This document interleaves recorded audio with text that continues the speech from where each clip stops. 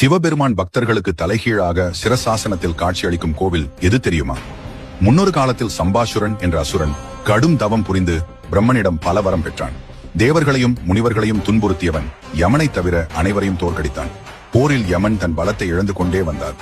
இறுதியாக சம்பாசுரன் யமபுரியை கைப்பற்றினான். தேவர்களை அடிமைப்படுத்தினான்.